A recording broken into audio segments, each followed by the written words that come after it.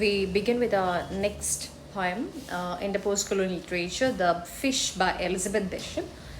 Uh, like the last one, A Dog Has Died by Pablo Neruda, and now it's a fish.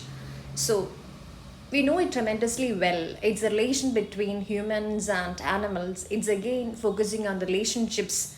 It's again focusing on the torments and tortures. So it is indeed reflecting the post-colonial pains and pangs exactly. So now this is shown again well in the poem The Fish by Elizabeth Bishop. Now it's a strain that is infused into a fish, which is when some are going for fishing. Now this is one of the biggest habits of the English people, or the Englishmen, or like the white people. Like there is a way to hunt and capture the souls. So that is a fishing, the kind of like a addiction we get, and a like a force we enjoy, like a kind of it's an enjoyment exactly. It's a kind of enjoyment when you're conquering something. So it's why they have this hobby of fishing more than as we take it as a livelihood. The fishermen here, they are taking as a livelihood. But when you go, when you if you just move travel outside now, even if you move around the surroundings, we can see now people walking around for this fishing. So it's a kind of like a enjoyment you are getting. It's a kind of contentment you are receiving. So after doing this kind of like act, now the fish, now you the fish is described well enough.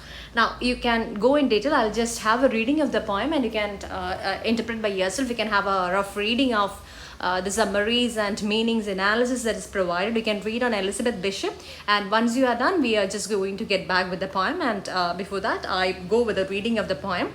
So I caught a tremendous fish and held him beside the boat, half out of water, with my hook fast in a corner of his mouth. He didn't fight.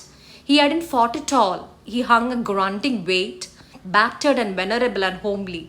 Here and there his brown skin hung in strips, like ancient wallpaper. So, think it, ancient wallpaper. And its pattern of darker brown was like wallpaper, shapes like full-blown roses, stained and lost through age. Again, post-colonial reflection. Stained and lost through age. He was speckled with barnacles, fine rosettes of lime, and infested with tiny white sea lice. Infected. You are infected. The nation is infected. The people are infected. And underneath, 2 or 3 racks of green weed hung down, while his gills were breathing in terrible oxygen. You are suffering out of not getting oxygen. So you are getting suffocated out of something. So what is that? And while his gills were breathing in the terrible oxygen, the frightening gills, fresh and crisp with blood that can cut so badly, I thought of the coarse white flesh packed in like feathers, the big bones and the little bones, the dramatic reds and the blacks, of a shiny entrails and the pink swim bladder, like a big peony. I looked into his eyes, which were far larger than mine, but shallower and yellowed. Though his eyes were bigger than mine, it is shallower and yellowed. So it's helplessness actually. And the iris is bagged and packed with tarnished tinfoil, seen through the lenses of the old scratched eyeing glass. They shifted a little, but not to return my stare. It was more like the tipping of an object toward the light.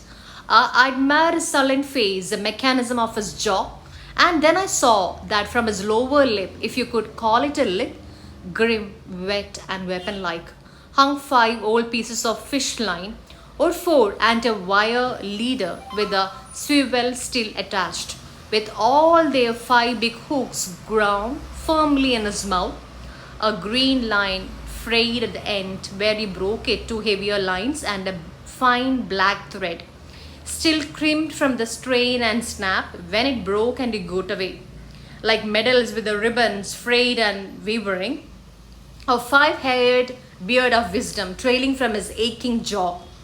I stared and stared, and victory filled up. Again, it's victory. After hunting this fish, it's victory for them. The little rented boat from the pool of bilge, where oil had spread a rainbow around the rusted engine. Again, this rusted engine we have seen in A Dog Has Died.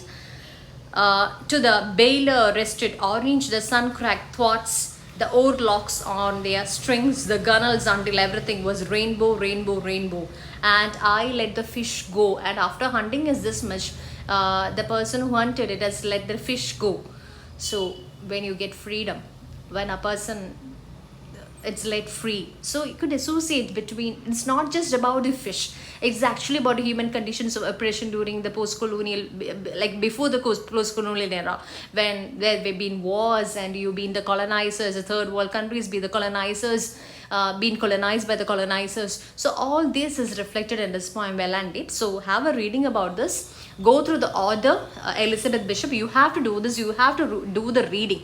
Unless it's easy, I can just give you like summary of the poem. That doesn't do unless you read. You now what I could say you is that now your seniors are having their final viva voce. So all are a bit terrified. How are we going to answer? Do we have to answer everything all in English? So that is a question first of all they ask our teachers.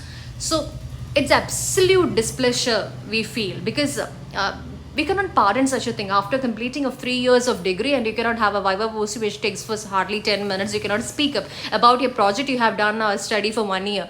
It's quite disappointing. So what you can do is, definitely what you have to do is you will have to read it before you attend a class. It's better you have a thorough understanding about what is going to be discussed in class. So what you can do is read on Elizabeth Bishop and the contributions as a poet, and now about the fish. And you can just have a rereading with both, like a comparison. You can have one between a dog has died and a fish. So happy reading. Oh, thank you.